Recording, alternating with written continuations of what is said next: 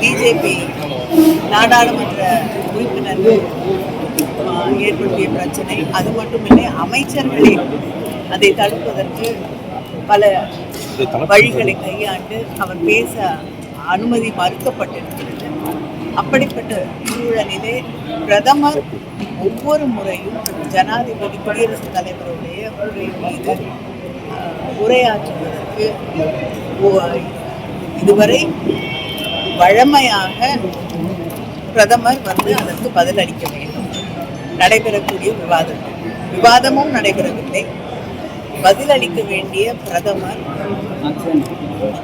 இதை எப்படி நாம் எடுத்துக்கொள்வது என்றே தெரியவில்லை. நாடாளுமன்ற உறுப்பினர்களுக்கு எதிர்கட்சியிலே இருக்கக்கூடிய பெண் நாடாளுமன்ற உறுப்பினர்களால் தாக்கப்படுவார் என்று இந்த நாட்டினுடைய பிரதமர் அவைக்கு வராமல் பதிலளிக்காமல் அந்த தீர்மானம் நிறைவேற்றப்படக்கூடிய ஒரு அவல நிலையை நாடு கண்டுள்ளது.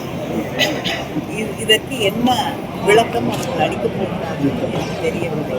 ஒரு நாட்டுடைய பிரதமருக்கு நாடாளுமன்ற வளாகத்திலே பாதுகாப்பு இல்லை என்று சொல்லக்கூடிய ஒரு மோசமான காலகட்டத்தில் தான் நாம் வாழ்கிறோம். செய்திகளை உடனுக்குடன் தெரிந்து கொள்ள கீழ்கண்ட கேபிள் மற்றும் டிடிஹெச் நெட்வொர்க்குகளில் எம்நாடு செய்தி தொலைக்காட்சியை காணுங்கள்.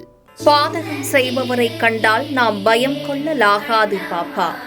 மோதி மிதித்துவிடு பாப்பா, அவர் முகத்தில் உமிழ்ந்துவிடு பாப்பா. அண்மை செய்திகளை உடனுக்குடன் தெரிந்து கொள்ள இணைந்திருங்கள் எம்நாடு தொலைக்காட்சியுடன்.